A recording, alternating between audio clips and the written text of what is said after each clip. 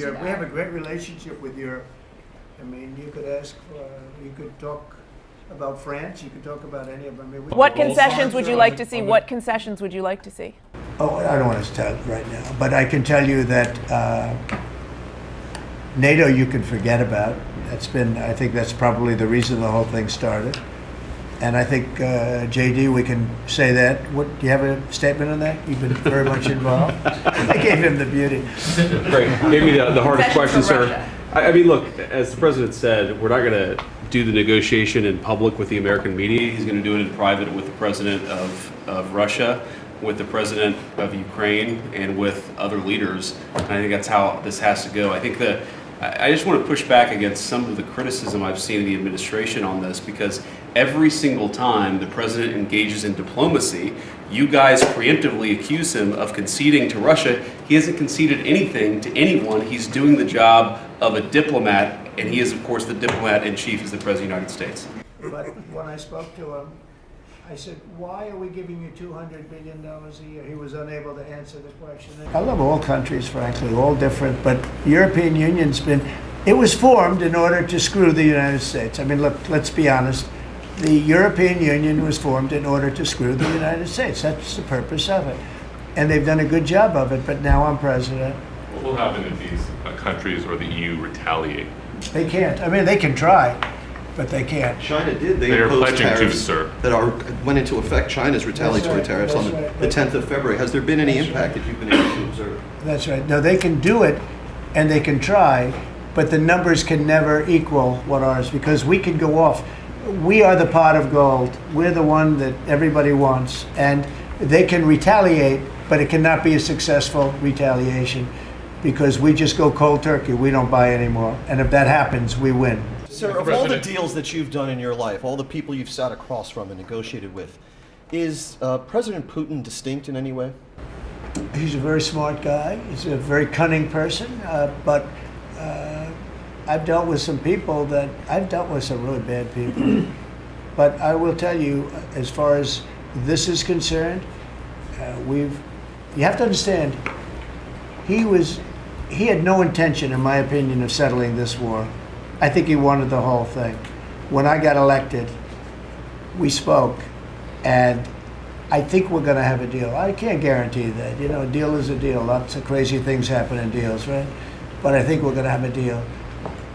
If I didn't get elected, I believe he would have just continued to go through Ukraine, and over a period of time, a lot of people would have been killed, would have lasted for a period of time.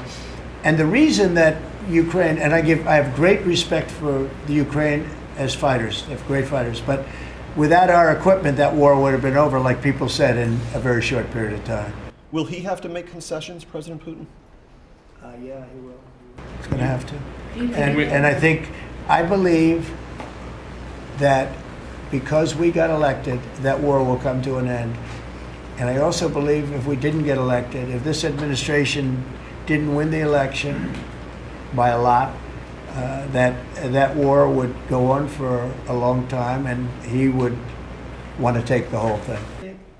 To spend hundreds of millions, trillions and trillions of dollars on the Green New scam. But if Mr. Putin gets to keep the land that was claimed by force, if the Russians get to keep the territory that they claim by force, doesn't that send a dangerous message, let's say, to China about Taiwan? Okay. You try and take it away, right? We're gonna do the best we can. We're gonna do the best we can to make the best deal we can for both sides. But for Ukraine, we're gonna try very hard to make a good deal so that they can get as much back as possible.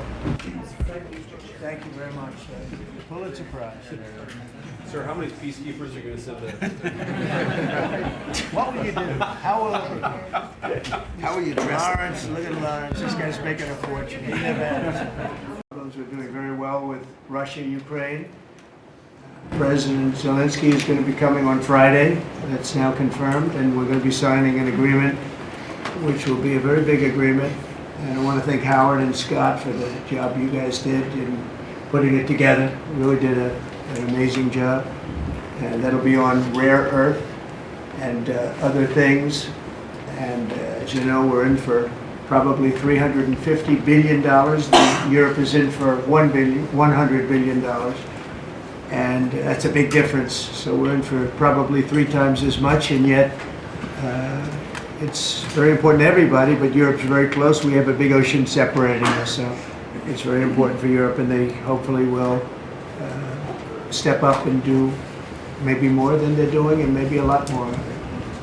The previous administration put us in a very bad position, but we've been able to make a deal where we're going to get our money back, and we're going to get a lot of money in the future, and I think that's appropriate because we have taxpayers that shouldn't be footing the bill, and they shouldn't be footing the bill at more than the Europeans are paying. So it's all been worked out. We're happy about it, and I think that very importantly, we're going to be able to make a deal. Most importantly, by far, we're going to make a deal with Russia and Ukraine to stop killing people.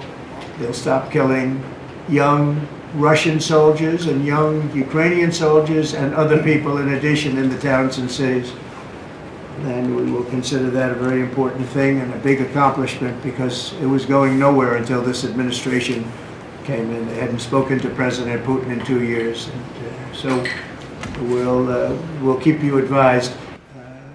It's very important to everybody, but Europe's very close. We have a big ocean separating us, so it's very important for Europe, and they hopefully will step up and do maybe more than they're doing, and maybe a lot more.